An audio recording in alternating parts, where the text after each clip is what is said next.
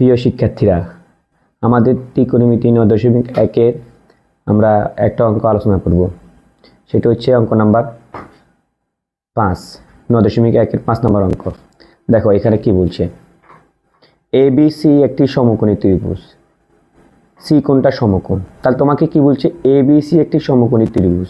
তোমাকে ABC একটি সমকোণী ত্রিভুজ বলছে, একটা ত্রিভুজ আঁকো, মানে সেটা হবে ABC একটি সমকোণী ত্রিভুজ। আমরা একটা এই যে সমকোণী ত্রিভুজ আঁকতেছি,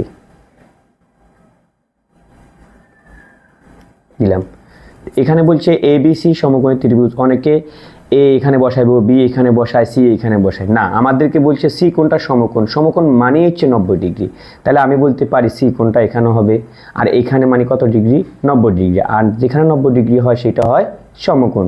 আচ্ছা, তারপরে আমাকে বলছে কি সাইন থিটা। দেখো আমি আর এইদিকে কোথাও কিছু করলাম না, sine theta, cos theta, tan theta.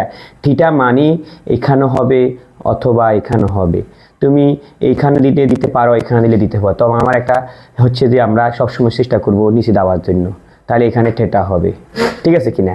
আর থিটা মালিকটা কে, এখানে আমাকে বলছে ABC সমান থিটা, এখানে যে কোনটা মাঝখানে থাকবে থিটার মালিক সে হয়, তাহলে আমাদের এখানে মাঝখানে কে আছে, বি, অবশ্যই বি মালিক হবে থিটা, তাহলে এখানে বি হবে।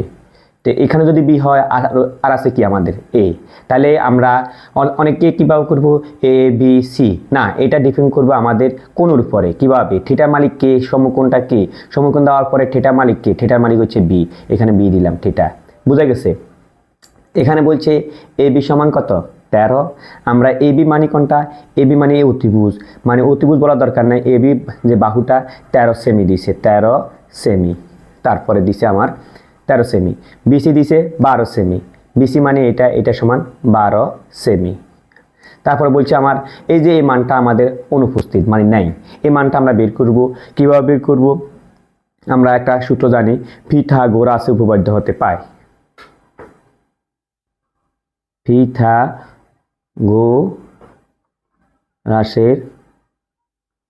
উপপাদ্য হতে পায়। লিখতে পারি লম্ব স্কয়ার প্লাস ভূমি স্কয়ার সমান সমান অতিভুজ স্কয়ার। লম্ব তোমার কাছে নাই, তুমি লম্বাকে তোমার নিচ থেকে ধরবা, একটা চলক ধরবা, হয় এক্স না ওয়াই, তো আমরা এক্স ধরতেছি, এক্স স্কয়ার। ভূমি তোমার কাছে আছে কত, 12 সমান সমান অতিভুজ আছে তোমার কাছে কত, 13 স্কয়ার। এস স্কয়ার প্লাস 12 তুমি স্কয়ার করবে, 12 দুগুণ 24 না, 12 পুরান 12, তো কত হবে 144 সমান সমান 13 স্কয়ার করো, 13 গুণ করলে কত হবে, 13 কাজ করলে হবে 169, ঠিক আছে।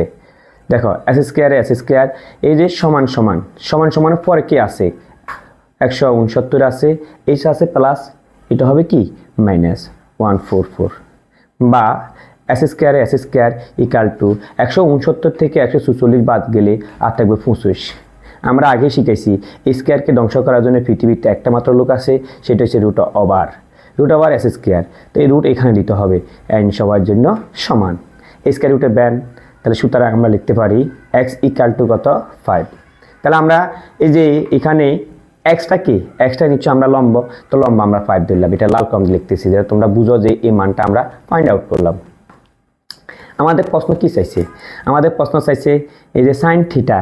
ওকে, সাইন থিটা আমরা শিখছিলাম, সাইন থিটা, সাইন মানে সাগর, সাইন মানে সাগর, সাগরে কি আছে, লবণ আছে, লতে লম্ব, লম্ব হচ্ছে আমার এই যে দাঁড়া রয়েছে এই লোকটা হচ্ছে লম্ব, মানে 5, লবণ আছে মানে হচ্ছে অতিভুজ হচ্ছে বিপরীত রাশি 90 ডিগ্রি অতিভুজ।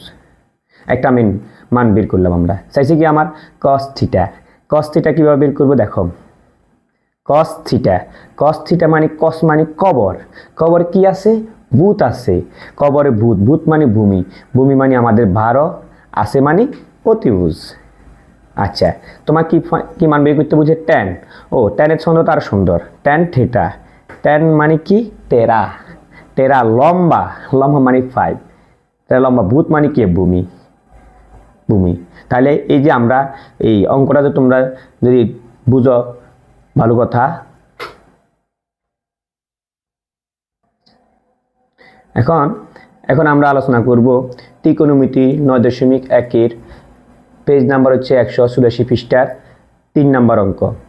3 নম্বর অঙ্কের মধ্যে কি বলা হয়েছে, দেওয়া আছে 15 cot a = 8, sin a sec a এর মান বের করো। তাহলে এখানে আমাদেরকে অবশ্যই যখন তোমার ত্রিকোণমিতির মান দেওয়া থাকে অবশ্যই তোমাকে চিত্র আঁকতে হবে, চিত্র বিকল্পে কোনো হবে না।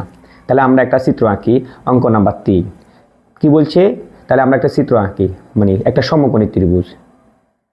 সমকোণী ত্রিভুজ, যে ত্রিভুজের একটি কোণ 90 ডিগ্রি আর 90 ডিগ্রি বিপরীত রাশিকে বলা হয় অতিভুজ। এটা হচ্ছে 90 ডিগ্রি। তা এখন স্যার এখানে এটা অতিভুজ, ওকে স্যার এটা কি লম্ব না এটা ভূমি। এখানে তোমার প্রশ্নের ধরন দেখো, সাইন থিটা না এ। যদি এখানে সাইন এ থাকে বা থিটা থাকে, থিটা এ বি যাই থাকুক না, এগুলো এক একটা কোণ। তাহলে এগুলো আমাদের এক একটা কোণ, এগুলো এক একটা কোণ। এখানে কি আছে এ, তাহলে এটা আমরা হয় এখানে লিখবো নয় এখানে লিখবো। তুমি কোন জায়গায় লিখবা, আমরা এটা এখানে হয় এখানে লিখবো নয় এখানে লিখবো।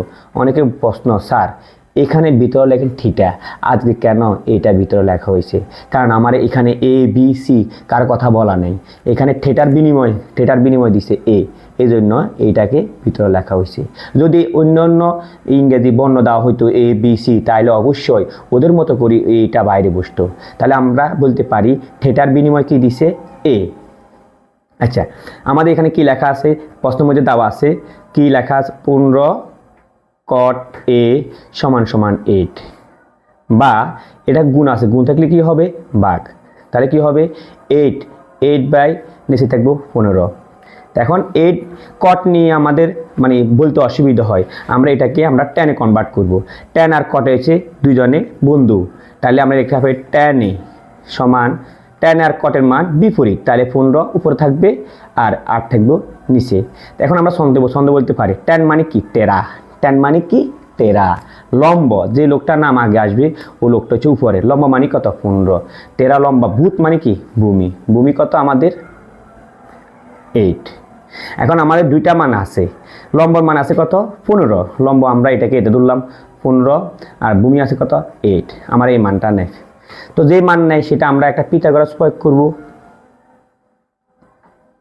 পিথাগোরাসের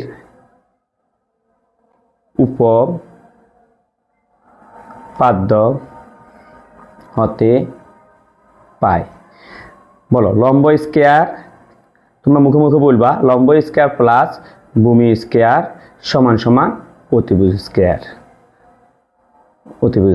লম্ব কত আমাদের বলো 15 মাথার পে স্কয়ার, দুই সংখ্যা থাকলে ব্র্যাকেট দিতে হবে, ভূমি 8 স্কয়ার। এখানে ব্র্যাকেট দিলে হবে, না দিলে সমস্যা না, একটা সংখ্যা।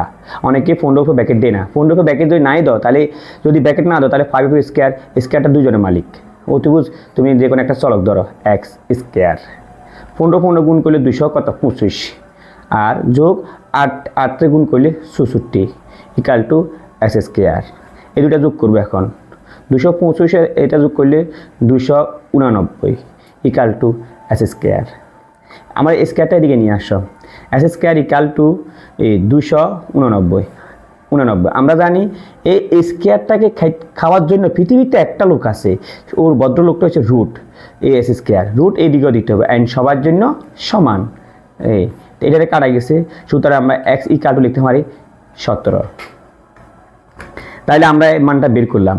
দেখো আমাকে কি বলছে, আমাকে বলছে স্যার সাইন তো আমাদের খুব কাছের একটা ছন্দ, এটা সহজ। সাইন মানে কি সাগরে কি আছে লবণ আছে, লতে লম্ব আমাদের কত 15 আছে, মানে কি অতিভুজ, যে মানটা আমরা বের করছি 17। আমাদের কি বের করার জন্য বলছে সেকে, কি বলছে সেক। তো সেক মানে কি, আমরা সেক মানি সেকের মানটা, সেক কার বন্ধু, সেকটা হচ্ছে কসের ছন্দ কি, আমরা সেকের মানটা বের করতে হলে সেকের বন্ধুর কাছে দিতে হবে। সেক মানে কি কস না, কস মানে কি কবর, কি আছে ভূত মানে কি ভূমি, আছে মানে কি অতিভুজ। তাহলে আমরা কস মানে সেক হইব তার কি উল্টা, সেক হইব তার কি উল্টা হলে কি অতিভুজ হবে উপরে আর ভূমি হবে কি নিচে, নাকি বুঝো নাই? আমরা সেকেন্ড ম্যানটা বের করতে হলে আমাকে অবশ্যই কসের কাছে যেতে হবে, আর কস নিয়ে আসলে সেকটা সহজ, মানে কান্দে টানলে মাথা আসবে। কসের কাছে নিয়ে আসছি, সেক চলে আসছে, তাহলে সেক হবে আমার সেক হবে কসের উল্টা, তাহলে সেক হবে অতিভুজ বাই কি ভূমি। অতিভুজ কত আমার? অতিভুজ হচ্ছে 17, ভূমি কত? ভূমি হচ্ছে 8। তা আল্লাহ হাফেজ, এ পর্যন্ত, ভালো থাকো।